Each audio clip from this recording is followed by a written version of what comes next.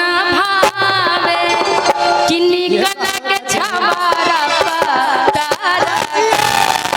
अरे मोट मरदा मनो ना भावे निगला के छावारा पतारा अरे मोट मरदा। ये गाना हम और गोलू फटाफट में ट्वीट गए थे, वही वाला गाना है। अच्छा 500 देना अब इच्छा से इच्छा से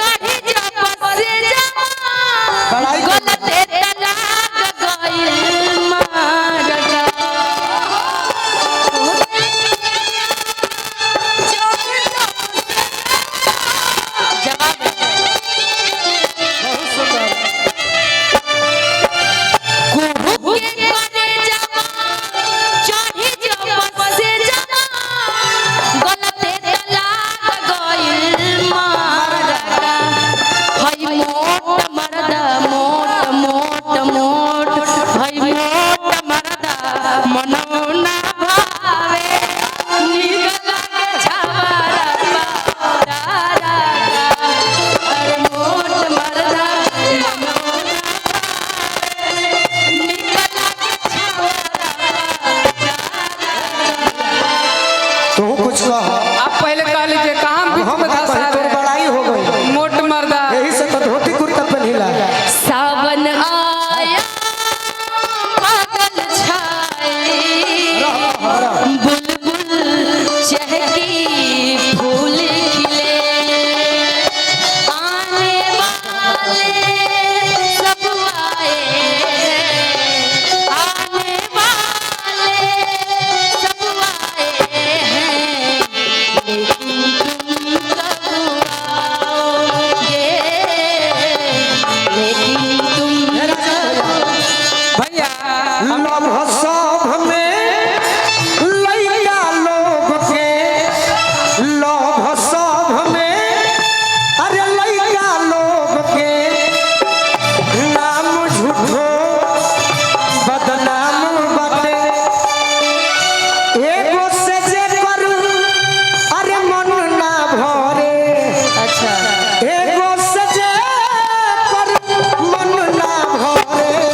लड़का लइकियो करे नाम बारे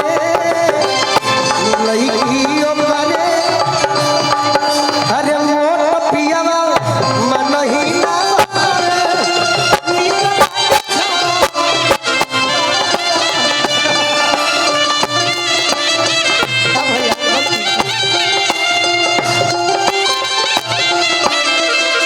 अच्छा खाली सुनला से ना होई मजा आवत तनु भैया मजा आवत तनु एकरा कमाई के ठाह नहीं खिलागो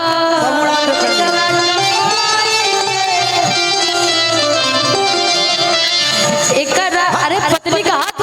होता है होने जो ऐसे कैसे पैसा खाती हाथ ना लड़ती है ना भाई आप लोग की पत्नियां भी बिल्कुल मारा मारी हो जाए पैसा खाती तोरा के पत्थर का कहले में हम एकरा कमाई के ठाह नहीं खिलागो और कुछ ले तनी और कुछ ले तनी घरवा से तू खावा लीडर नहीं के भागो देखो देखो हमें और कहीं कुछ दिख भागत तर के नहीं जाने अरे भाग जाऊंगी दे दो फिर भाग जाऊंगी तर भैया 200 दे दिला तो हमार निकाल ले कर पैसे पर ध्यान दे एक करा कमाई के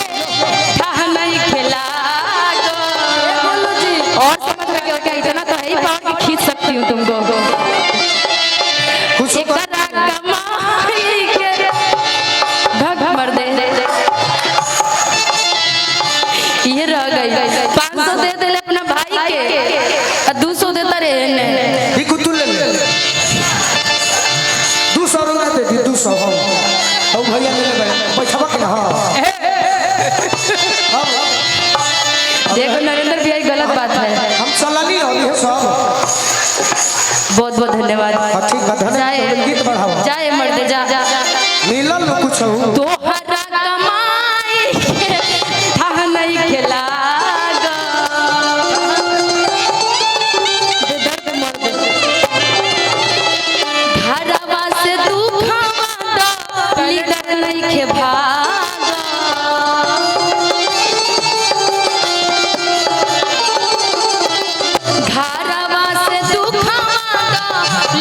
नहीं के भागो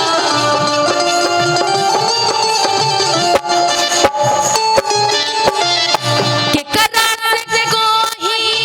बात कितना सोही एक रात से कोही कितना हारा हमारे को पीक दे उठा के फेंक दो ये करेंगे सर उठा के फेंक दो पीक दे दो हम चल जाते हैं ऐसे मत जाओ रुको मैं फेंक रही हूँ अरे मोट मर्दा अरे मोट मर्दा आप बोल रहे थे फेंक ना दे तो फेंक रही हूँ सच में हम यही तरी चली ये सोच रहे कि पहली वाली औरत होगी इनको छोड़ दूंगी अरे मोट मर्दा मनोना